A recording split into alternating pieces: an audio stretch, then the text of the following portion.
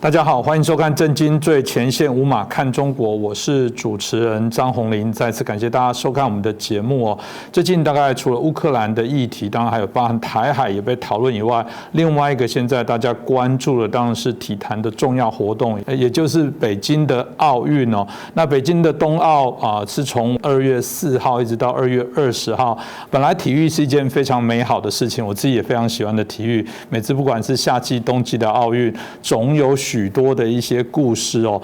可以让人觉得非常的激励哦。原来是体育是这么样美好的事情。不过今年大家知道，因为中国在这几年来经济发展过程当中，加上它夹着经济的这些优势哦，做了许多对国际上秩序的一些干扰，甚至有一些有关人权侵害的一些议题，香港的议题等等，这整个战狼外交引起大家许多的关注。所以今年的冬奥要说来也很有政治味。包含一开始就有许多的国家进行外交的抵制哦，那当然也跟北京这边不断的交手，所以我想我们今天这个课题也可以好来聊一下，这次在整个北京冬奥到底有产生哪些的一些政治效应，值得我们好来关注。那今天我们开心邀请到透视中国的高级研究员，也是我们台大政治系的荣誉教授明居正老师。明老师你好。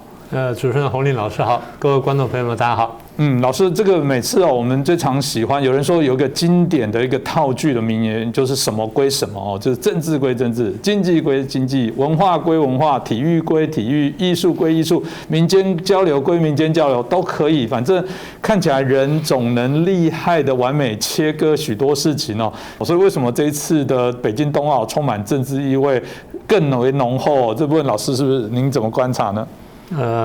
第一个，当然我经常听人家讲说，政治归政治，体育归体育，宗教归宗教等等哈。这个话是可以这样说了，我们政治学家不太同意。我们政治学家认为说，政治是众人之事，所以牵涉到众人的事情呢，大概都可以进政治。所以简单说，大概就是，除了宗教之外吧，大概真的是政治是什么人都会碰到的。当然，我们希望所有的事情呢，就不要太过政治化，我们是同意的了。也就是说，它体育啦，或宗教，或文化啦，或艺术，它各有它的这个领域。但是呢，很多这些事情呢，跟政治分不开关系。尤其在国际政治上呢，这个题目呢，好像显得特别重要。为什么呢？因为国际政治我们讲说，大家都在竞赛嘛，国家跟国家在竞赛，要么比较最激烈就是军事上竞赛，就是战争。那么稍微轻一点点就军备竞赛，那其次像什么经济的竞赛啦，然后这个什么文化竞赛什么等等，所以体育是一个很重要的一个面向吧，这样说。因为国际政治上的竞赛或竞争呢，你不要说竞赛，就说竞争吧。竞争的这个标的呢，一个是争里子比如争到领土啦。然后争到这个金钱啦，或争到什么一部分夺到一部分人民啦，或夺得资源等等，这是争里子，就具体东西。那竞争还有一部分是争面子，也就是说其实，在人跟人际关系，大家也晓得嘛，面子又是很重要嘛，就是我看起来这个很成功啦，然后很得意啦，什么等等，然后他看起来很窝囊啦，很失败啦，大家就说我比较行，他比较差。所以其实国际政治有点像是个人的这种放大，所以个人的部分要争里子争面子，国际政治呢也争里子争面子。所以在体育活动当中呢，体育的竞赛很多时候呢就变成说大家争面子一个重要这个部分。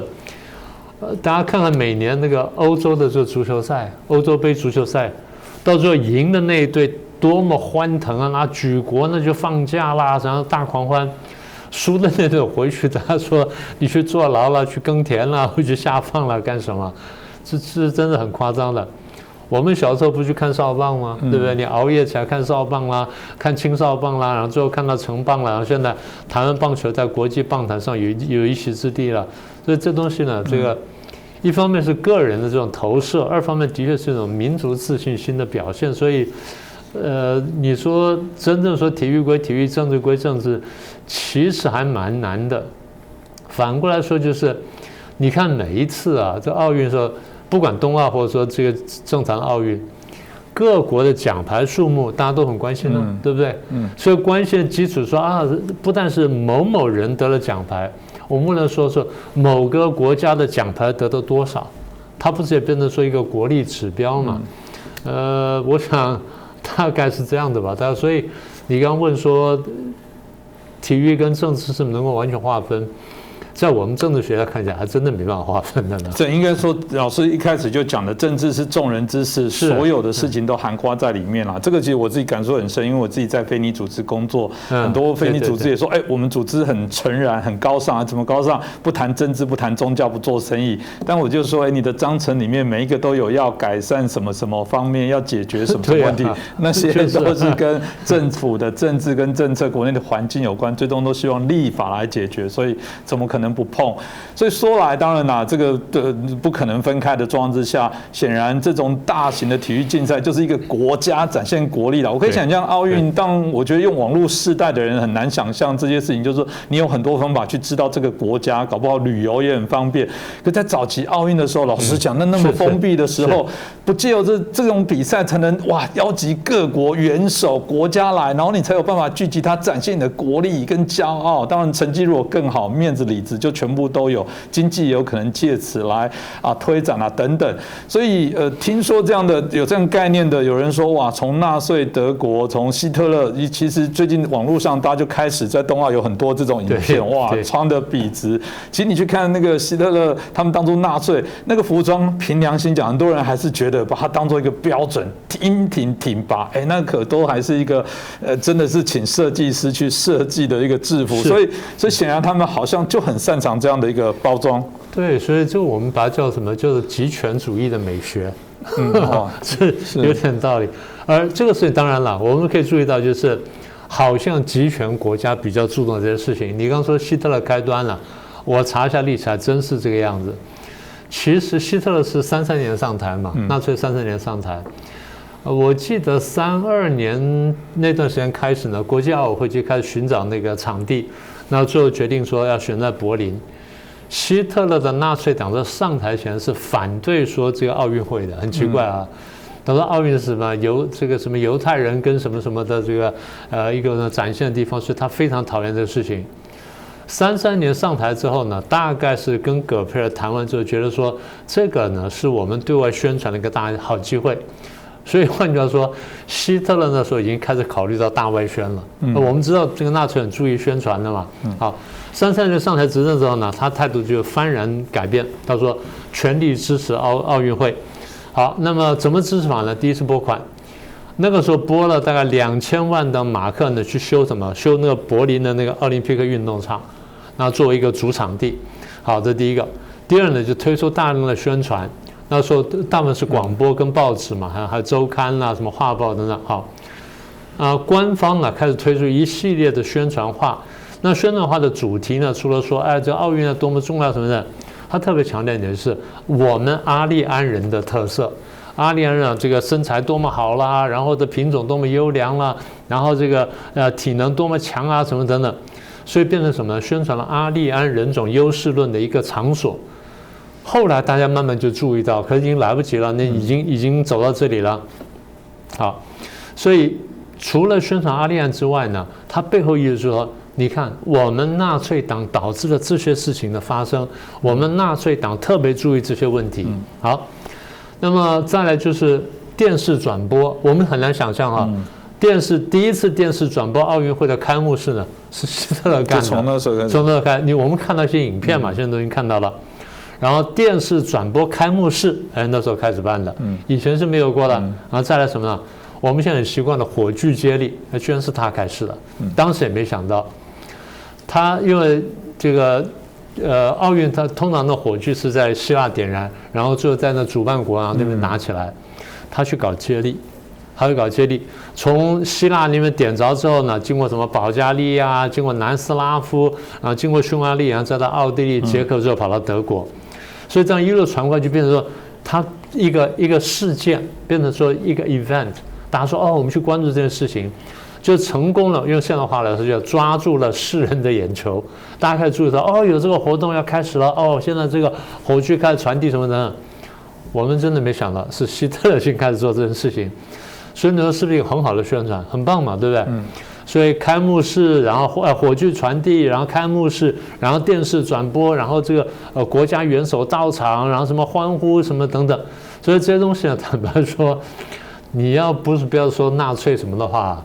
希特勒对于推动奥委会呢，还是有点贡献的。我听起来他当初就很有行销的一些概念哦，只是他借由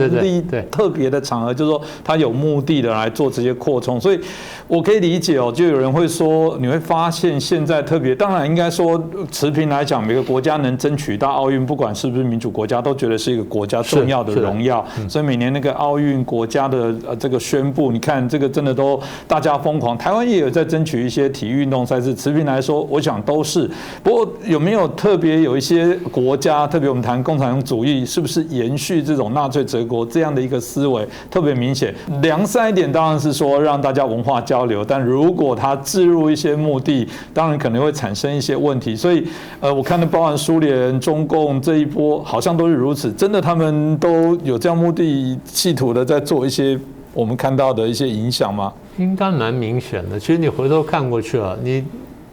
你回想到你年轻时候，每次看奥运，你觉得说金牌最多是哪几个国家？大概就是真的那时候就苏联，然后就是美国两个在竞争，美国、苏联对，然后再来呢德国，对不对？然后再来呢罗马尼亚、南斯拉夫、匈牙利这些国家都排很前面，对啊，都排蛮前面的。然后那些国家别的不太行，但是什么？他体操很厉害，是不是啊？我们都有这印象嘛。所以，罗马尼亚的什么科米尼奇啦，什么我们都可以随口就说得出来。这个东西有一个真的是，我们还不是说政治人喜欢讲政治，国际政治那时候那个背景啊，对这个事情还真的是有影响的。因为我们知道从2次大战之后呢，我们这个打败纳粹之后，国际社会不是一分为二吗？民主国家跟共产国家对抗嘛。所以这个对抗之余呢，其实大家在想什么问题？大家想说哪一种制度比较好？是民主制度比较好呢，还是共产制度比较好？民主制度当中说我放任人的自由啦，然后尊重人的这个尊严啦，然后个性啊什么的。共产国说我们的制度呢像轨道一样，然后铺在这里，然后让人家顺着往前走呢，然后发挥集体力量，所以看起来各有各的优势。共产国家或共产制度因为是新兴的，它去挑战现存的这个资本主义社会，然后他一出来就讲说，我就是要消灭资本主义社会的。他们的政治教条呢，就教导他们说，共产主义最进步，共产制度最先进，而且共产主义是人类社会发展的未来，而是人类社会发展的终极阶段。所以他一定要想办法证明说，共产主义优于其他的主义，跟优于其他的制度。尤其是优于资本主义制度跟优于民主国家，所以他要证明这件事情的时候呢，他从很多方面证明，那体育就变成很重要的一个面向，所以他会让大家觉得说，如果在共产制度下能够产生一批身体又非常好、健康状态非常好，然后体育竞技都超过人家的话，那是不是能够证明说共产制度真的优于民主制度或优于非共产制度呢？他们这样想的，所以他们花了很大的功夫来做这件事情。花什么功夫呢？简单说，他们为了培养这种世界级的运动员呢，打造一个国家体制，这个我们很难想象的。什么叫国家体制呢？他们就真的是派官员呢，就是官员就下到这个最基层，去在特别的项目里面去挑选手，从小就看。这小孩3岁、5岁力气比较大，或者说这个肢体比较灵活、比较柔软，然后身体各方面协调很好，就开始培养他。一方面就是观察，然后就慢慢培养，一层层慢慢培养上，然后再逐步淘汰。也跟家长说好，共产制度底下老百姓生活一般比较苦一般就生活物质不太丰富。但如果你小孩进到这个，譬如我们叫体育资优班吧。进到这体育资优班的轨道上，你家里生活待遇比较好，他牛奶可以多一点点，肉的配给多一点，然后父母也沾光，甚至就是你的这个薪水，他们叫工资呢，也多发一点点，就是这样一层层上来。所以它有个国家体制很严密的上在培养、在筛选乒乓球的啦、体操的啦、游泳的啦、跳水的各方面都有。这种情况我们在东欧各国、在苏联、在中国大陆都看到，所以这叫国家体制。国家体这个一个优点就是它很系统的在寻找、培养，然后在这个补贴这些人的成长。所以这些人后来得了金牌，说我感谢党跟国家培养，这话还不是乱讲的，真的是党跟国家从小就看到他呢，培养他。但这样的有一个缺点，在民主国家里面啊，你喜欢运动或喜欢这个体育什么的，是你个人的事情。当然，你有了天分之后呢，到了一定程度之后，国家培养你那是没有问题。但不像他这样子，就举国体制。因为我在美国生活过一段时间了，我看他们那个乒乓球选手也是这样出来的。哎，他小孩不喜欢打乒乓球吗？打，哎，打得比较好呢，他就有一些地区比赛啊，比赛打越打越好，就慢慢一层层上来。可你要知道，美国的社会它是民间的这个系统出来的，它不是国家培养。但国家到什么时候培养？国家很后段开始培养。就当你说啊，差不多到达那个水准，到那层级。然后我们国家有个什么，譬如奥会的这个奥运选手的选拔一个机制，你到了譬如说15、16岁，说13、14岁，到了这年龄啊，差不多可以到标准了，我们就国家开始注意了，然后再开始层层筛选培养。培养也不像是共产国家的培养，因为共产国家培养就是说你全部就干这事儿。乒乓球一天你睡8小时，对不对？你给我打14个小时乒乓球。在民主国家不是，民主国家就是你该读高中你去读高中，你要去打垒球就打垒球，你要去游泳去游泳，但是你得准时回来给我溜冰啊！你有多少时间？你每个礼拜花多少时间这么溜冰？共产国家是你每天呢花个10小时或8小时给我溜冰。所以国家体制跟自由体制还是有差别。这差别不但说在运动表现上有差别，到最后就是。当他们功成名就退役之后，他人生生涯会有差别，这我们等会儿再说。好，国家体制优点就是它可以很小的、很系统，开始全国范围之内去寻找，然后用国家的意志、国家的力量培养，这样展现出来说这个体制是有优点。但它缺点就是它跟原来体育的这核心精神呢是有点偏离的。我们原来体育啊，当然你说帮国家争光、帮民族争光，那是一部分。但是最根本是什么呢？最根本就是我们希望说个人的身体要好，个人身体健康。我不是说共产制度这样使得个人不健康，但如果说你一天打10小时乒乓球，你觉得这个人会很平衡吗？大概不会，除非你说你自己特别喜欢，你打乒乓球成迷了，那另当别论。但是如果说用半强迫式搞成这样的话，我们觉得对人性是一种强害。所以你说优劣利弊嘛，那看你怎么看了。那你说他们这样出来效果好不好？其实还真有效果。你看回过去啊，就从1950年以后，就是当这些东欧这些共产国家慢慢出现，然后苏联开始这个大力培养的时候，你发现从奖牌数目来说，的确是有差别的。我如果没记错的话呢，苏联参加的最后一届奥运会是1988年，因为1991年就瓦解了，92年的这个奥运它就是以俄罗斯身份参加的。在88年前，如果我没记错的话，它金牌最多，它比美国要多，但美国当总奖牌很多。我再说一次哈，奖牌数呢当然是国力的指标之一。但是他们就是因为是政治挂帅的关系，他认为说奥运奖牌数对国家来说是有面子的事情，所以他们特别看重这玩意儿。所以这样说来，就是共产国家第一很注重，所以它比较像什么呢？像我们刚讲文宣，就你刚讲希特勒的文宣，其实比较像这个样子，只是他把它更往前推进到我们认为是到走火入魔的地步，也就背离了原来真的全民体育的精神了。这是我们觉得是比较不太合适的。那我们刚刚提到说运动员的这个培养跟这个产生哈，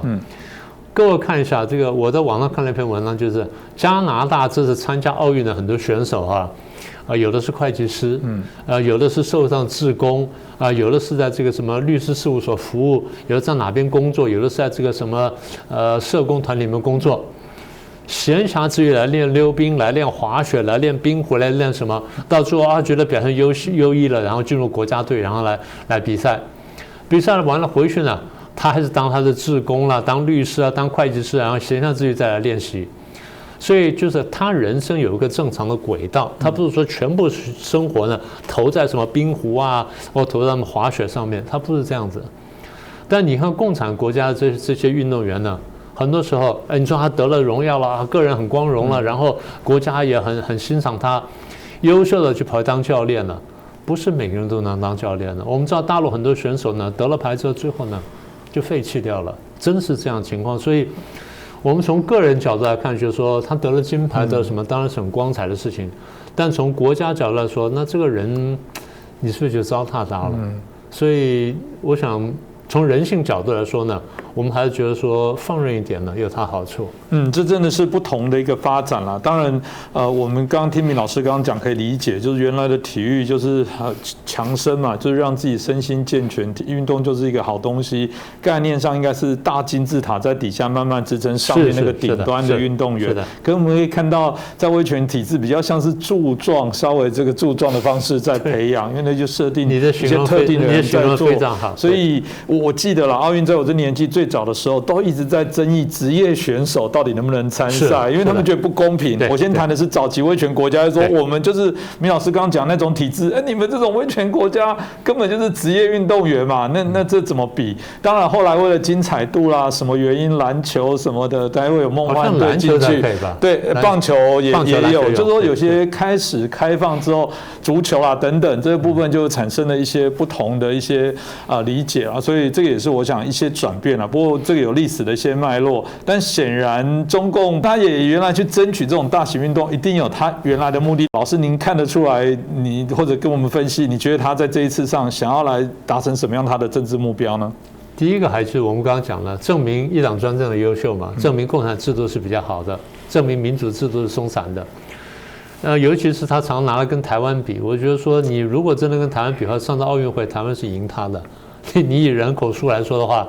台湾得1面金牌，你应该得60面金牌才对嘛？是不是这样的？但这比例来说，看你怎么算了。好，所以第一要证明说共产制度比较优秀。第二呢，他想展现说我的外交并不孤立。但是我们过去这个节目1-2年来，我们就跟大家讲，我们说中共的这个战狼外交跟各种这种动作呢，使他国际上越来越孤立。我们可以看到，比如说香港问题啦，然后南海问题啦，然后新疆人权啦，台湾问题啦，然后立陶宛事件啦，然后澳大利亚啦、纽西兰什么等等，跟这个南海冲突呢，再加上出他战狼外交，所以这几年来了，中共的这个对外的这动作呢，使他国际上形象呢变得非常坏，然后国际上呢也出现了非常孤立的现象。他们在这次机会就希望说，我要证明其实外交上我并不孤立，所以广邀来宾，结果就居然被大家杯葛，所以大家就是运动员来了，但是外交杯葛，就是很多国家的元首啊什么的都不出席这些活动，更不要说美中在这里呢也还在那边暗中角力，所以中共就拼命拉拢俄罗斯啊这些国家。所以除了这之外呢，再来就他想洗白他形象。刚才不是讲说人权问题吗？这段时间大家因为维吾尔的人权问题呢，对他批评非常严厉，所以他搞了个维吾尔的火炬手呢，来传火炬，就弄巧成拙。为什么？因为大家发现，当年希特勒呢迫害犹太人，36年的时候，他也搞了犹太人去传火炬，所以他说这个宣传手法如出一辙，那不是笑死人了吗？然后再一个就是彭帅事件。彭帅事件这时候你不提他就算了，大家就专心看比赛了。就你要借这个机会洗白，让彭帅出来接受采访什么，就背后呢镜子里面看到一个人啊，一个男的这样插着手在看他就接受采访，大家觉得那个人是谁啊？然后彭帅就宣布退役了，所以整件事就显得说非常诡异。你看起来说你要洗白，就变成说越洗越黑。所以看的这是第4点。第5个目的当然是证据奖牌了，这不用说了。第6个我觉得是统战台湾，他们要用这个来证明说，你看祖国的荣光啊，多么厉害。所以他对台湾的台籍的运动员呢开始统战，也请了一些台湾的艺人去表演，也请了台湾的政治人物去参加一些活动。所以整个来说呢，他对台湾的统战呢，他是应该说是绵密的。当然台湾不太吃这一套，因为台湾这几年来实在非常生气大陆，所以这点大概是吞不下去。最后的目的我想就是，他如果说一切办得顺利，办得算风风光光的话呢，对于习近平在年底的20大跟连任呢，应该是有帮助。所以我猜他们的目的呢，大概是这么6、7项。当然，如果老师刚刚罗列了这些他举办北京冬奥的目的哦，大家当然好奇说，那他有达成效果吗？当然。赛事就我们节目播出的时候是还没结束哦，这个发酵到底要从什么时候来检核？但至少到目前为止，老师您怎么看待这些他的目的？真的有达到他期待的吗？我想，当然我们现在不能最后盖棺这个定论了哈。不过从目前为止呢，我们已经看了一些地方就是没有能够达成目标。第一个就是他在这个国际外交上面呢，看到我们抵制非常多嘛。彭帅的问题呢，我们刚刚讲了一下，开头就是他被采访完之后呢，采访的记者也说他看起来不像是自由的。然后这个国际上的这个回应就是觉得说，他怎么在这个时候他去宣布退役呢？那表示说就是我不希望再接受在公共场合继续再接受大家来质问这个问题了。他出来讲说啊，我没有遭受性侵，那你那篇文章，你那半夜发那篇网文又算什么东西呢？所以反而不但没有洗白呢，反而加深了大家对这个问题疑虑。也就是说，大家对于中共对于人权问题的看法呢，其实可能有更大的这个怀疑。这第一点。第二点就是你跟他在08年的办的那场那个北京奥运相比哈，国际的贵宾少了非常多。那一次大概来了54位国家元首，然后16位这个政府的高级领导人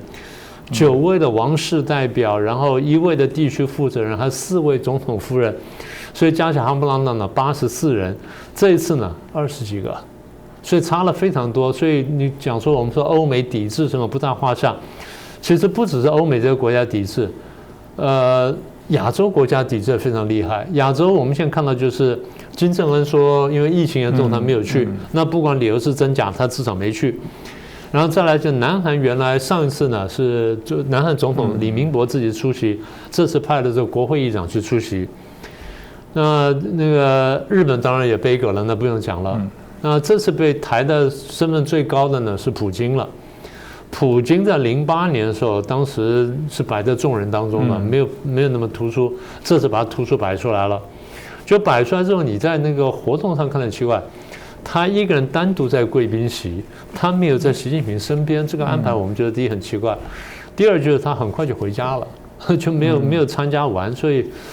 我们大家觉得说这个部分你至少在国际外交上呢，本来想要大得分的，现在看起来是。叫做没有扣分就算不错了。再一个，他不是办了个参会吗？是，就是邀请着来参加贵宾来这个出席参会。国际记者把那名单看完之后，他说这是独裁者的参会，也就是都是国际上这个形象非常不好的一些领导人。所以我们常常讲说，看这个人什么人呢？看他交什么样的朋友。那这个也就说明了他现在在国际上能够交到哪些朋友。当然，其他一些比较小的事情啊，比如说荷兰的记者现场直播的时候被一个那种红袖章人把现场推走，他用中文跟他讲说直播，他说我管你的就把他推走了，这是很荒唐的事情。再一个就是 NBC 的这个体育主播也是提早离开了，所以这些事情都是让他觉得说大打折扣吧。所以整体来说就是他当然是很希望说利用这一次呢当做一个国际大外宣的一个机会。所以对内对外呢都能够加分，但现在看起来呢，可能距离他目标呢有相当的一段差距。所以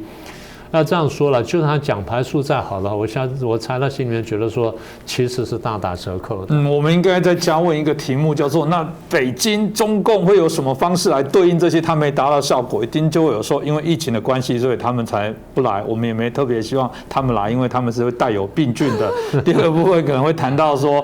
这个他们见不得中国经济突飞猛进，眼红看不得中国好。我们百年一遇，现在中国人扬眉吐气了。你看这些西方，我们就下次再超越他们，让他们以后要跪舔我们。我觉得他应该那你怎么解释08年的盛况，对不对？对，我想说他一定就开始有一些解释，让他有一个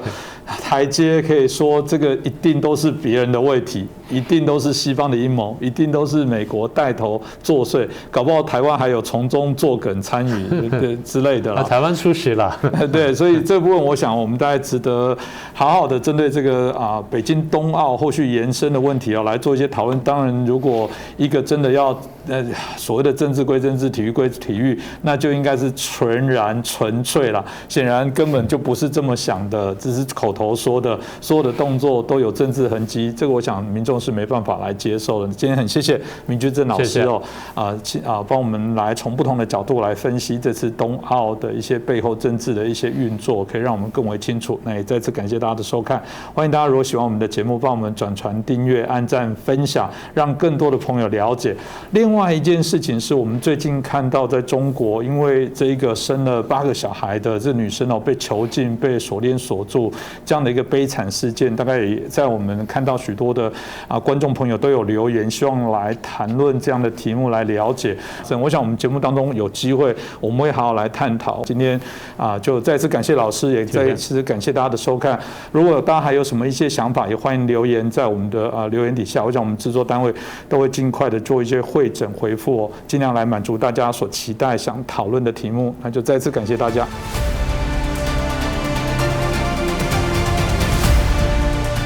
各位震惊最前线的好朋友们，我是主持人张宏林，欢迎订阅我们的频道，也记得打开小铃铛，掌握最新节目通知，让精彩评论不错过。更欢迎留言、转传影片。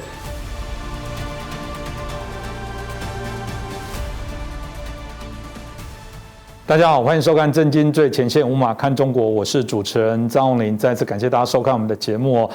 虎年一开始当然很希望大家今年继续给我们支持欢迎大家点阅、转传、按赞、分享，记得开启小铃铛，不漏接我们的节目每一个节目的制作团队当然都希望获得大家的认同跟支持所以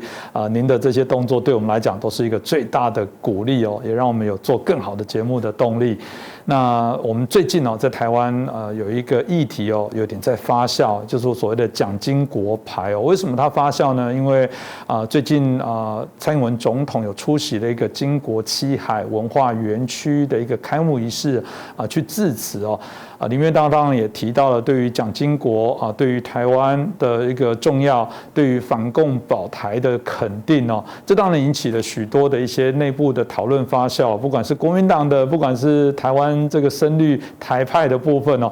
对这件事情有的赞许，有的当然有点恐慌，有的也有一点批判那当然也对于蒋经国瞬间引起许多的讨论。我觉得这个部分可以好好来讨论了解一下。那这我认为也是台湾一个民主深化过程当中必然在许多包含争议的转型包含在民主的一些演变过程当中必须去面对的一个事情所以我们今天节目当中很开心邀请到2位来宾好好来讨论这个事情。那首先我们介绍的是立法委员民进党王定宇委员。主持人大家好。接着介绍台湾智库的咨询委员张国成教授。主持人、委员、各位观众朋友，大家新年好。是，我想我们一开始就请教一下国成老师因为我们提到这个蒋经国大家在谈到很特别是他其实曾经到苏联去受过马列主义的这些教育他曾经还跟邓小平是同学那大家会很不解为什么一个看来这个受过这个苏联的教育，然后也曾经跟邓小平是这个同学那在最后为什么会走向所谓的反共啦？对于这些所谓的中共的认识这么样的了解，然后这么样的透彻，在晚年甚至都定出不接触、不谈判、不妥协等等这些我们在台湾在我们这年纪受到教育的人都非常耳熟能详的一些原则这部分是不是请教国成老师，为什么会有这么大的一些转折？因为当时的中华民国的形势就是反共不得不然因为中国共产党、中华人民共和国就是当时中华民国最大的敌人嘛。那蒋经国呢，身为这个中华民国的领导人，老实说，你不反共就等于是反自己这个中华民国就没有存在的这个可能所以我想这点是客观形势上这个是不得不然。那其实跟今天也是一样的。那但是呢，其实我们也都很清楚了蒋经国他在苏联接受教育然后也加入过共产党，也曾经在蒋介石就是他父亲清党的时候甚至还改了俄国姓名，剧烈批判他的父亲。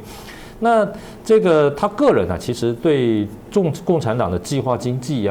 思想控制然后这个重视特务情治系统这些东西其实是一样的。所以到他主政之后呢这个譬如说10大建设啦这个台湾的各种文化啦思想的这种压制，这其实还是共产主义的。所以也就是说他反共反的是他对外的政策跟国家基本的路线，但是对台湾内部社会的治理来讲其实实它受到共产党的影响还是很大的啊。计划经济我刚才提到，像10大建设啊，这个大钢厂啊、造船厂啊，然后国家的力量介入许多的这个经济活动啊，这个等等啊，这些其实都是共产主义的反应。也就是说啊，在他的身上啊，其实存在着2种特质啊。这一点来讲，是我们研究这个评判任何历史人物的时候，其实都是常常会看到的事情。像比如说，跟蒋经国同一个时间的这个差不多同一个时间的韩国总统朴正熙，这个也被认为是一个右派一个反共的一个威权的领袖。可是朴正熙早年也是左派分子。这个在民国刚成立的时候，朴正熙一度是被认为是所谓赤色分子，还没有被军方重用。后来是他自己立了战功之后呢，才逐渐的这个恢复了一些他的这个名誉跟声望。所以我认为，其实台湾的社会现在需要的就是对于这个重要的历史人物，特别是蒋介石、蒋经国2位总统，更多的历史研究，更多的这种这个史料的这种公布跟探讨。我想这一点来讲其实蔡英文去的这个七海文化园区致辞与其是说呢他这个支持或者是歌颂，或者是认同蒋经国，不如我们说台湾的政府从政府最高领导人开始走向了就是我们要正确的，或者是更多的去研究、去评判、去这个思考、去反思过去领导人的这个历史。我认为这个才是它带来的一个重要价值，就是不管你支持它也好，反对也好，我们都是要多研究。像我个人来讲的话，我在科技部主持的研究计划里面有3个是跟蒋介石有关的，所以应该有稍微说一点话的这个资格。那我认为台湾其实对于这个2位姓蒋的总统其实不管是支持还是反对对他们的了解都不是很充分。这个现在有许多的史料其实呢我们可以对他们有更多了解。但是现在来讲台湾就是很多的这个人其实对于前总统的研究这个都不是想这个很充分，而是站在说想要消费他们穿凿附会这个台湾的政治领导人也没有像美国一样写很好的回忆录还是口述历史的习惯。那很多回忆录常常也都是非常的片面因此呢，让我们对于历史人物的评价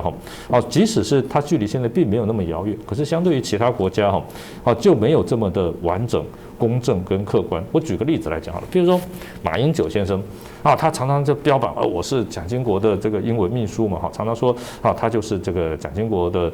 这个传人等等等等。可是呢，这个最近呢，我就看到这个他就发言说，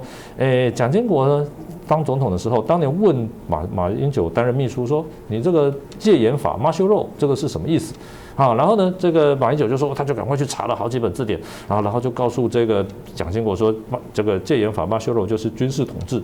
然后呢，这个蒋经国就说我们怎么有军事统治呢？于是呢，言下之意就是蒋经国解严是来自于马英九的这种告诉他的这件事情。可是实际上呢，我们想想，蒋经国呢很年轻的时候呢就留苏。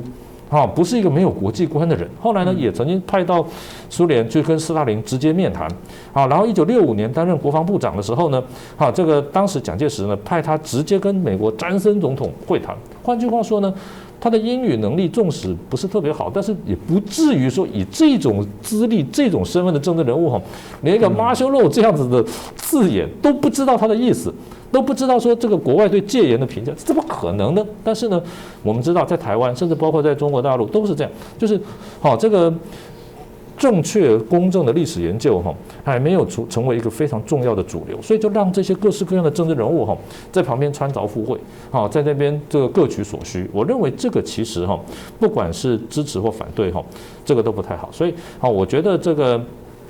蔡英文总统呢，他这个在这个七海文化园区发言然后国史馆呢也在推动说，陆陆续续要建立总统图书馆的计划这个将来也会有李登辉总统图书馆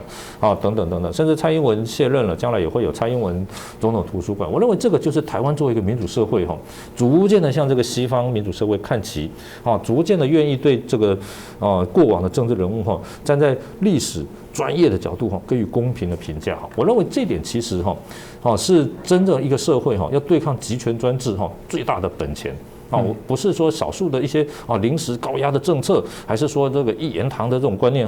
就可以团结国家。我认为这点其实是台湾的蓝营人士需要去思考一下。其实我觉得蔡总统所说的，就历任的领导人他的评价是应该由人民来决定，这个说起来就是台湾的骄傲。不过我相信民党有一些原罪还是会扣上说你就是为了政治盘算，特别今年年底又是选举这到底是台湾开始要逐步走向和解，开始去面对历史，然后我们刚刚提到的去接受它，最后放下它，重新再重整，重新再出发。这我想大家应该会很好奇，所以我们今天很开心就邀请到我们王委员委员，民党到底内部怎么看待这个事情？我知道还有很多甚至独派，甚至包括我们的很重要的政务官还说不能因为他晚年的慈眉善目就忘记他满手血腥，真的吗？我好奇我们党内是怎么为这件事情来做讨论。我很高兴来洪林兄的节目，而且谈的是这个题目到底对蒋经国的评价、批判、庆祝活动，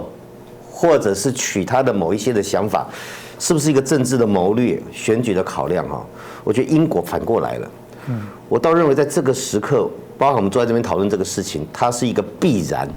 也是一个必要，因为它必然必要，它后面会产生很多化学效应，就会产生一些这个不管是选举或政治上的冲击。我们现在把政治冲击拿来诠释我们现在所进行的事情那个导果为因我们先想想，我们今天我跟国成老师，我们跟洪林，我们可以坐在这里讨论蒋经国，它本身就有个意义。蒋经国可以被讨论。现在在看节目的朋友，不管是海外或台湾的，尤其年轻一代，他一定会觉得我讲这句话很无聊，为什么不能讨论？蒋经国是一个既开明又独裁的人，他是一个极度封闭却又表现开放亲民的人。讲这样的话，去谈他过去成长的历史，谈蒋介石的秘辛。在民进党创党前有一个很有名的案叫江南案江南也不过写了一个蒋经国传，蒋介石的生活与秘密，就被台湾的军情局汪希林结合黑帮陈其礼，还吸收受训到美国侵入民宅，把已经属于美国公民的江南刘一良打死之后逃回台湾，引起美国的愤怒 ，FBI、CIA 都要求要制裁，然后汪希林就住在一个豪华的监狱，那个地方现在变成一个展览的地方。也就是说，如果大家知道台湾的历史上有那么一段，只因为讨论蒋经国就要付出生命的代价，那其实我举的是比较有名的，付出这样代价的人太多了，关的人更不计其数，你就知道。光我们在这边讨论，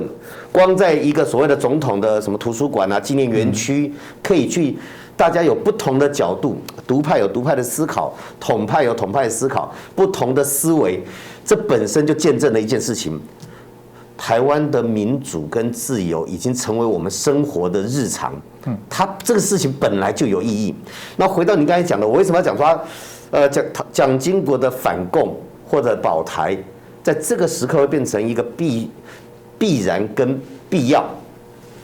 从蒋经国的个人生涯来讲，他那个是古代中国朝廷的方式，叫做王子交换王子为人质，取得宗主国的信任。蒋介石把儿子交到苏联共产党的手里面，关在那边一个叫孙逸仙学校，在那边培养中国共产党的学校所以蒋经国的求学历程是接受训练，成为一个中国共产党党员的训练。他同学一堆到蒋介石成为所谓的白派，也就是结合资本家，惹恼了苏维埃。那时候蒋经国可能要被枪毙的，后来跟死差不多把他丢到那个西伯利亚去劳改。所以他在那一边体会到所谓的共产党不是那些教条，也不是那些主义随时可以要你生要你死，背后的就是权力。他其实在那边学习到权力的运用，所以他回到中国以后，他在中国那一边，一方面呢，对共产党不管是国共几次合作，在政党的层次，国民党跟共产党的斗争每次合作，国民党都吃亏。然后呢，国共之间互相的杀戮极其残忍，上海案什么一堆，然后再看到中华人民共和国是要消灭中华民国，所以你从这3个层次细节我们就不进入了。就是说，蒋经国的年轻求学的历程，在西伯利亚劳改，到在他们中国的所谓国共之间的斗争阶段，到中华人民共和国11建政，消灭中华民国，这3个层次来看，他不反共他活不下去，所以那是个必然。为了生存，他一定要反共，不管在国、在党、在他个人，所以他的反共成为一个必然。所以我相信他是真心反共，但是他反共的手段有些是用清乡，有用白色恐怖、用迫害什么的。蒋经国可以被我们这样子整个拆解开来去评价，这就是台湾现况，我们最应该保护的现况。我们可以去看这些证据去评价一个人。那必要的原因在哪里？台湾现在面临的环境，事实上这几十年来没有变，最大威胁也就是我们2350万人生命的威胁、生存的威胁、发展威胁，就中国共产党。所以蒋经国的反共，成为一个可以凝聚，因为来自生存，人类跟动物一样，来自于本能。当你生活在这片土地，你一定会去熟悉生活环境。我家前面有河，后面有山，所以有人说台湾会走本土化，那叫必然。谁不从自己家先了解起？只有不正常的扭曲，在威权统治时期，我们背长江黄河，比背这个花莲溪，比背我们2人溪背得还熟。可那个时代已经过去了，那是一个错误的时代。所以，当我们现在年轻这个世代生活在这片土地，住台北的一定会先了解5分埔的历史，住在台北周边的环境。我住台南的，哪里好吃，哪里好玩，哪一间庙有多久的历史，你一定会从自己生活环境去认识。你把它叫本土化也可以。其实我认为那就是一个很正常的人跟土地的结合。另外一面也是人结合了发展了，你一定要生存。个人为了生存努力工作，翻身努力求学，国家政党你的生存都有一个生存之道。而在我们台湾最大的共识就是中国对台湾的威胁影响了我们的外交，影响了我们的经济，影响到我们的生存军事。所以当这一个是来自于生存的必要，加上蒋经国是一个反共的象征，那事实上在台湾反共的人物很多，蓝绿都有哦。那我这一部分我佩服蔡英文总统，他这个不好意思批评其他政党了，某个政党主席讲完了一个压力，马上24小时内就缩回来了。蔡英文他知道这是必要走的，他选择一个不是他自己支持群众同温层所熟悉甚至于所喜欢的对象，他选择了一个蓝营认识甚至于老一辈蓝营熟悉的对象蒋经国，而他的反共的人生历程，加上我们现在台湾必须反对中国的并吞的必然，把这个当作一个对话的过程，我觉得这有很多层意义。所以蒋经国大概是或者他们父子是跟中国共产党斗争一辈子大概最了解中国共产党的人。那我们可以从很多面向，从民主化他们是独裁者，从人权他们是压迫者，从政治的历程，这个种种的开放等等，催台青这个鼓励本土化，他们在维系他们国民党的政权走的必然的路。而台湾另外有一个角度是，有一群台湾优秀的年轻人，从228以后的白色恐怖，到美丽岛，到要求解除戒严、解除一党专政、解除党禁、报禁、新闻限制。事实上，在我读大学的时候，这些都还在，没有很久以前呢。所以这一群人去推动台湾的民主化，而另外在蒋经国或国民党史观认为他们就一步一步所谓的开放，历史是一起写出来的。我们可以从不同角度去诠释。所以当蔡英文总统用蒋经国这一个意象去呈现我们2350万人生命共同体面对生存最大的威胁的时候，应该要团结。他在对象的选择，在对话的语汇，事实上都思考了一件事情。那这个不是突然间出来的。我几年前去加拿大这个温哥华演讲，后来我又飞到洛杉矶跟旧金山，我面对的侨胞事实上是我们的 overseas Taiwanese， 所谓的台侨，甚至于你可以称为独派。我告诉他说，台湾如果要成为一个美丽、坚强、坚毅的国家，主张台湾的跟主张中华民国不属于中华人民共和国统治的这两种人民应该携手合作，因为我们有共同的土地、共同的亲人、共同的人生活在这个岛屿上。那个对话过程，事实上在绿营的内部，事实上已经进行了一段相当长的时间。所以，当蔡总统在蒋经国纪念园区出席的那一刻，我看到独派该讲的，他还是讲他该讲的话，没错啊，每个人会取自己的角度去看这段历史。可蔡英文并没有遭受很多来自于自己支持者阵营的重大挑战，蓝营的肯定的也有，慌乱的是反而不知道该怎么应付反共这2个字。慌乱的是早就已经把蒋经国对这块土地，大概大家可以讨论的反共这一块，早就已经抛诸于脑后，突然间不知道该怎么把这一块拾起来。那扣掉慌乱的，你会发现这是一个可以统合大家，让台湾有一个共同的对外的目标的。所以我个人认为，在蒋经国这个事件上，他是历史上特殊的蒋家父子政权，是独裁的，是压迫的，是白色恐怖的，但他也另外有一面开放的、开明的、反共的。而在台湾，我们有人认为深陷政党竞争或者蓝绿竞争下，有一个共同的对外、共同的价值，这对国家来讲是重要的，这也是身为一个总统必要该做的。我最后讲，我引述一个以前台独联盟当过主席、创办人，然后当过外交部长、国安会秘书长陈唐山，我们台南的老县长，他在过年前2天把我找去，说你有机会见到蔡总统，请帮我转达一件事情。他在蒋经国园区，记住哦，陈唐山是被蒋经国用黑名单禁止回台湾，他爸爸妈妈过世，他只能在美国带着妻子儿女向着台湾方向跪下来拜。他的爸爸过世，他不能回来送；他的母亲不能。他拿到双博士学位，台大毕业，他只要乖乖不讲台湾自由的话，他可以回台湾荣华富贵。可他被黑名单禁止，流亡海外，到接近60来岁才回到台湾。可他把我找去跟我讲，说你跟蔡总统说，他在蒋经国这个文化园区讲的话，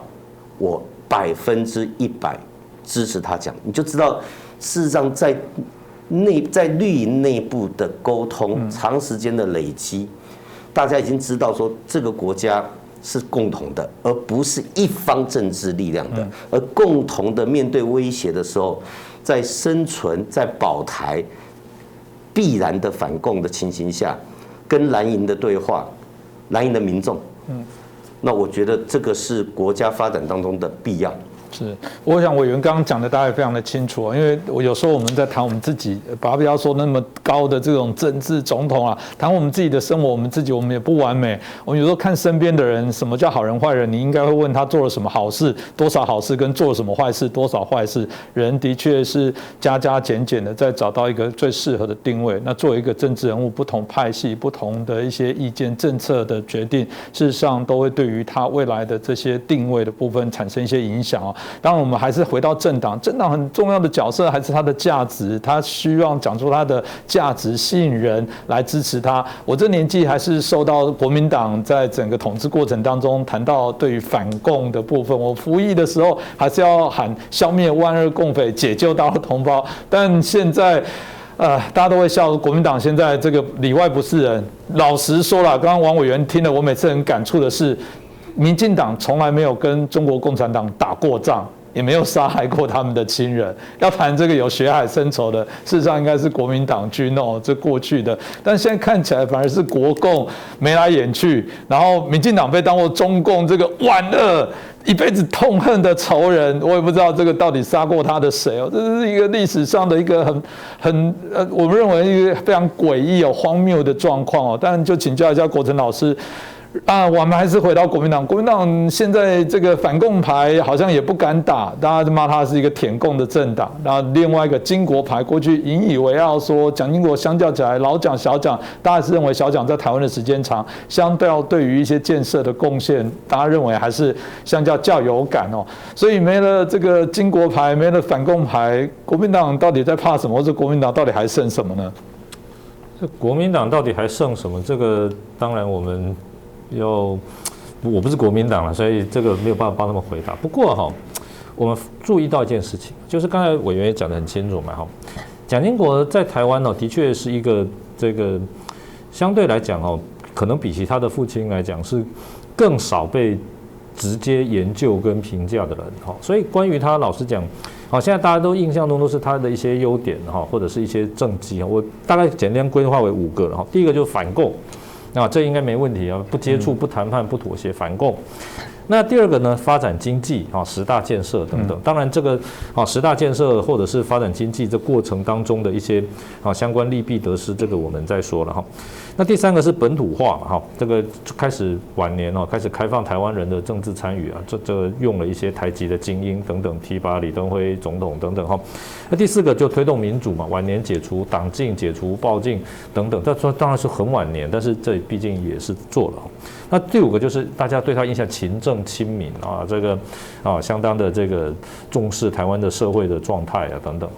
可是呢，我们现在看在台湾你说民进党，虽然民进党跟蒋经国没什么关系啊，这个民进党成立的时候，蒋经国还没有同意，只是默认而已。可是我们看现在在台湾说反共，这个不管再怎么批评民进党，大概没有人觉得民进党亲共吧？对不对？委员那边有人会觉得民进党亲共吗？就说民进党是搞台独，怎么可能亲共呢？那这个共产党最反对就是台独嘛，所以反共这个蒋经国的招牌民进党不需要特别怎么样自然而然就觉得民进党是反共，甚至被共反民进党就是共产党就反对他，所以民进党不只是反共也共反，自动这个帽子就戴在民进党头上。那国民党呢？现在来讲就是说反共，刚才我也讲清楚，国民党现在有在反共吗？至少没有人公开讲我们国民党现在要反共。没有啊，对不对？因为还不断的强调说什么论坛啦、对话啦，这个找跟共产党共同的语言，什么两岸炎黄子孙等等等等，会不会急着说，我担任主席有没有共产党的这种贺电？这现在来讲，这个反共，这个国民党现在就不太敢讲了。那说发展经济。那这个当然国民党以前很喜欢打经济牌，可是现在来讲，民进党执政，台湾的经济也没有什么问题嘛，所以这个经济牌逐渐国民党也不灵了，甚至国民党执政的县市，譬如说像韩国瑜当时当高雄市长，这个经济建设那种各方面的这种表现，那市民很多摇头嘛，所以说他会被罢免，这个是这个自然的一个就想说这个是必然嘛。那本土化。那个现在在台湾，你不管问任何立场、任何颜色的人说国民党比较本土化，还是民进党比较本土化，我看这个答案是压倒性的对不对？这个，然后甚至于说呢，这个国民党在推动民主，我们看到刚才这个委员讲你说这些独派的人对于这些这个立场上好像没有那么独了相对来讲还是比较理性。我们注意到在台湾绿营的人就算他不支持蔡英文，就算他不支持这个现在这种相对比较中间的路线相对来讲还是比较理性的讨论。可是呢，我们看这个国民党的政治人物常常动不动就什么枪毙谁谁谁，对不对？你说一个陈时中防疫这个，好坏我们可以讨论。可是有没有国民党政治人物动不动说要枪毙陈时中？也有嘛。然后动不动就是说什么我要枪毙谁怎么这个共同诛之，这种非常文革式的非常。这种杀戮性的语言是哪一个党的政治人物比较多？这也很清楚嘛，这也非常清楚所以我觉得现在来讲，就是蒋经国的这种被崇尚的正面价值在台湾恐怕是被民进党落实的比较多。这当然，为什么民进党比较落实比较多，也是因为这没有不这样做，你是没有选票你是没有办法执政所以这个台湾的走向民主其实是让整个政治相对来讲是。优质化、良性化的一个象征。那国民党呢？如果说刚才对于那几个你不去努力，特别是讲这个反共这个中国的问题你总是暧昧其词相当的模糊甚至总是想要说联合中国的力量，联合中国共产党力量来斗争这个台湾的民进党怎么样给你拆台怎么样来给你找麻烦这个我认为这样子的话是。一定得不到支持的，一定得不到支持，所以这个国民党就是目前来讲，是不是总是还有部分的国民党人士存在这种引外力，来斗争这个国内的这个政敌，就是民进党这种我认为就是中国历史上常常也出现这种现象嘛，这个如果国民党还是部分政治人物还是存在这种心理我认为那这个自然他们就不可能去走反共牌自然不可这个所谓蒋经国的这些正面的形象就会被民进党整个拿去，我想是必然。这个当然也是我们看到啊，就是委员刚刚也提到了台湾的这种所谓我们提到的天然毒这个部分啊，其实我们的年轻人你真的没办法怪他说他对于什么中国山川文物要去背哪一个省才是最大啊，这个我们以前还背东北人参、貂皮、乌拉草，从哪里坐到哪里，湘赣前铁路怎么连后，你现在要考高分，这个不背不行所以这老实说，当然有人就在批判说，所以民进党执政之后就去中国化那故意就是搞独立。刚刚已经提过了，这你真的教现在的小朋友去背这些东西，我们平心而论，这真的是差异非常的大。所以大家就很好奇了，现在民进党提出了这蒋经国牌，那我们看到蒋经国，大家也有人提到说，曾经有说过说他们未来家族希望不要再碰政治，但我们当然看到了蒋家里面我们看到还是有人，特别我们在今年最热的部分是蒋万安委员到底会不会出来代表国民党来选台北市的市长？虽然他在我们节目录影之前都还没有宣布，但在之前一直都有这样的传闻，所以大家就好奇说，蒋经国牌会不会在今年成为一个大家争相去抢的一个牌，还是不一定？这还是有很多我们刚刚提到的，有可能对蒋家也好，或者对民进党，或者对有些人来说，会不会是一个包袱？这部分委员你怎么看？蒋万安他在国会的办公室以前跟我是邻居，对门而已他有时候会来我这边串门子。基本上，我如果把蒋经国从神桌拉下来，成为历任总统或者特殊时代的白色恐怖时期的检讨，那他的后代要不要被他当时的遗言蒋家后代不会不能也不会从政，要不要被那个绑住？我个人是觉得尊重蒋委员的公民权利但是毕竟他是自称是蒋家后代，那蒋经国的遗训在公的部分，我刚才讲是限制他私人后代子孙不能再从政，现在都有时空背景的了你就不能回避。所以刚才这结合洪林刚才问的一个很好的问题是，那国民党的出路该怎么办基本上在民主时代，我从来不会去担心，包含民进党任何政党的出路该怎么办，该怎么办就怎么办，选票淘汰你就没有了嘛，这是民主时代。任何政党，包含民进党，包含国民党，要回到真实。什么叫真实呢？那个政大的，我印象是国安中心还哪里，他从1997年做台湾人认同的民调，每年都做，我每年都把它收集起来，你就会发现，在1997、98、99那个时候，台湾主张自己是中国人也是台湾人的30多%认为自己是纯的中国人的不是台湾人的也有2成3成然后认为自己是台湾人不是中国人的成数其实不高，1成多，那个是1997、98那个时候。那民主化，人开始思考我跟环境的关系之后，你知道到最近几次认为自己是台湾人不是中国人的都在6成以上，认为自己一定就是中国人不是台湾人的，我坦白讲，那个已经可以在误差范围内把它 delete 掉了，剩3%。那认为自己什么人都不是，我都开玩笑，不是狼不是中国人，不是台湾人，什么人都不是的，1%、1-2%，这两个已经降到最低，这个就真实。你叫它天然毒，你叫它本土化，其实那就是一个人、一群人、一个国家，在一个土地上生活，它必然的现象。你不认同这片土地，你在那边生存，你就变成水漂水平漂浮，飘来飘去。国民党现在面对问题就在这里，你要回到真实，就像我们小时候，我们考得上大学的考得上前3志愿高中的，大概都历史地理都背得很好，可那是假的我们背的历史地理，中国还有35省，人家现在几省根本没有了嘛。你拿你背的东西对照，就算对照中国的真实也不对啊。我们那时候背的铁路系统，我那时候背好熟，我还可以在我自己那时候考接近满分，我还可以在教室的地板上把那个铁路经过几站通通画出来。我现在觉得我自己何其愚蠢呢，都花时间在记那个神经病的东西。可是你如果真的拿你背的去中国坐火车你一定迷路，坐错站，不是你一定迷路，你找不到车站都不见了，就是假的嘛，假的历史，假的教材，假的认同。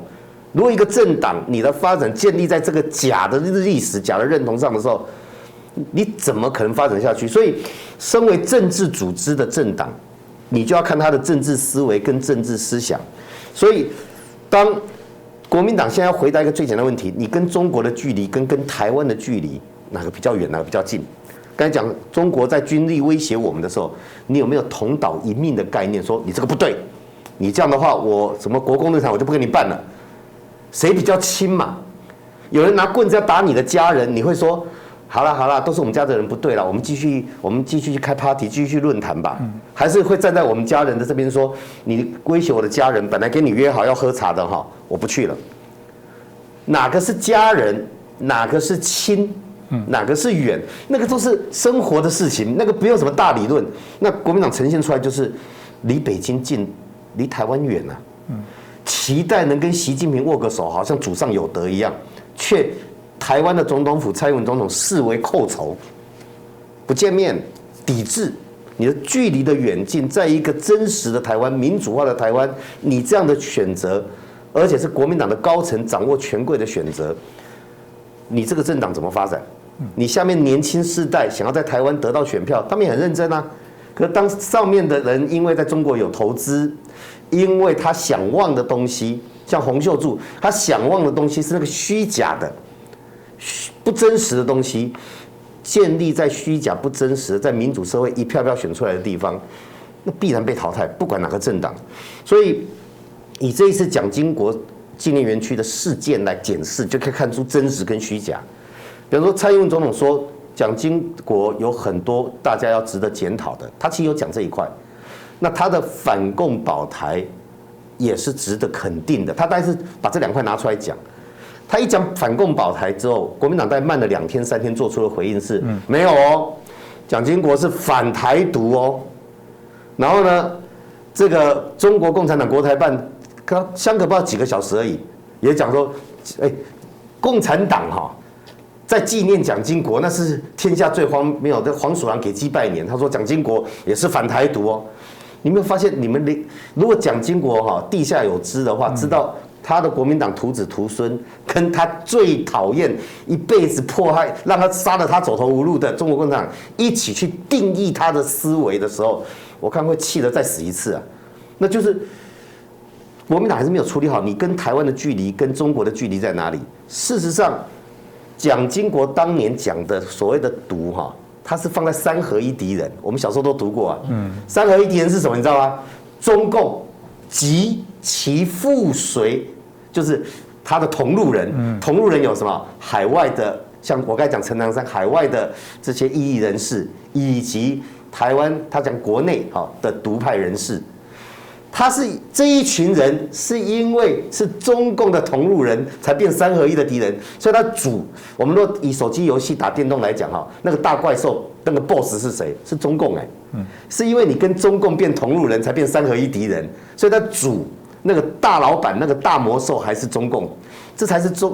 在蒋经国历史上的话，对错是另外一件事情。可是当中共把那个反共拿掉，他自己把蒋经国的反共拿掉，说蒋经国是反独的，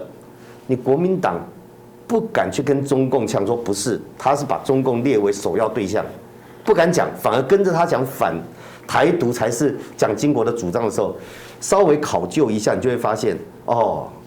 也不用大理论，国民党就是不敢得罪中共，就这么一句话。当你不敢得罪中共，再回到我刚才讲的真实的台湾面对生存的威胁、发展的必要，也就是说，民进党在这一块，民进党政府怎么做？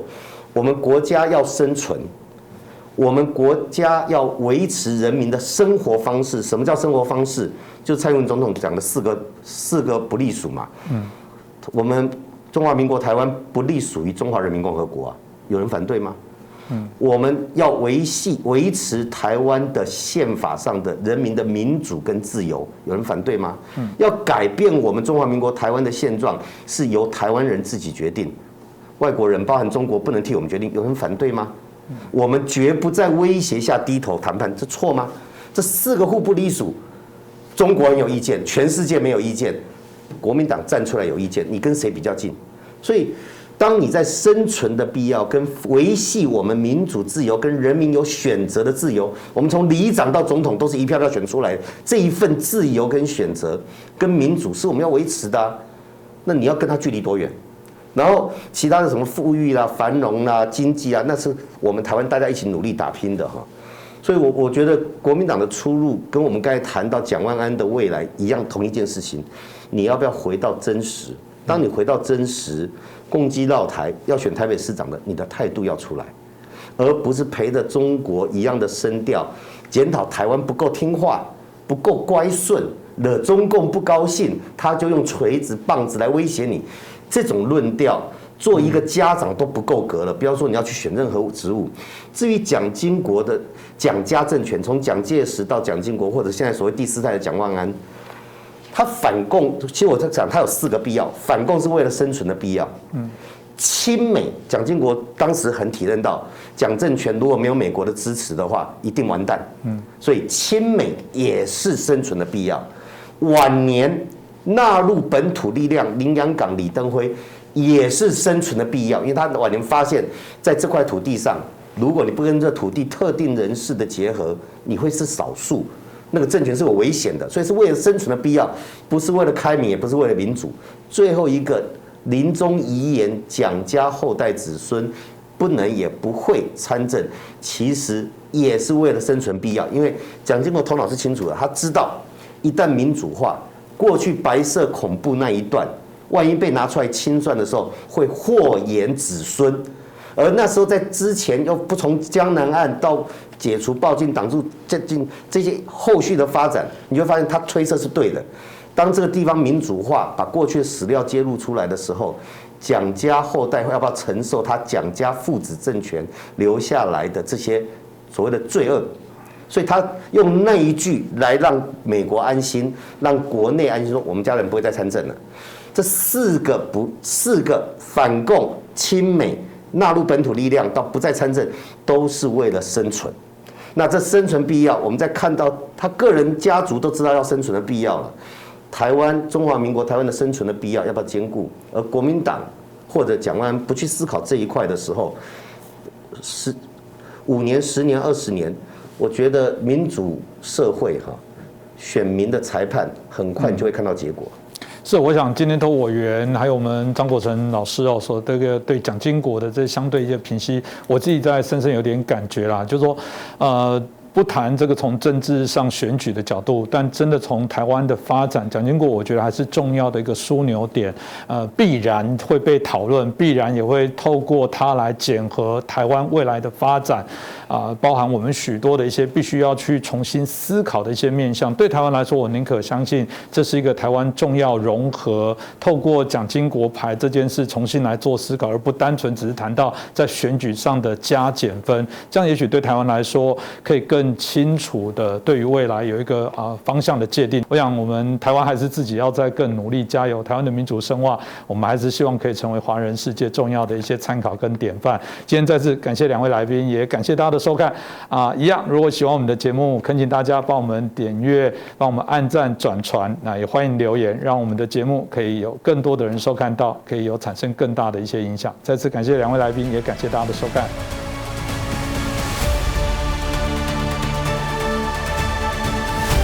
各位观众大家好，123麦克风，这是123，可以吗？123。好，主持人好，委员长，大家新年好。好，新年恭喜，迎财神，大家恭喜，反共保台，1234567。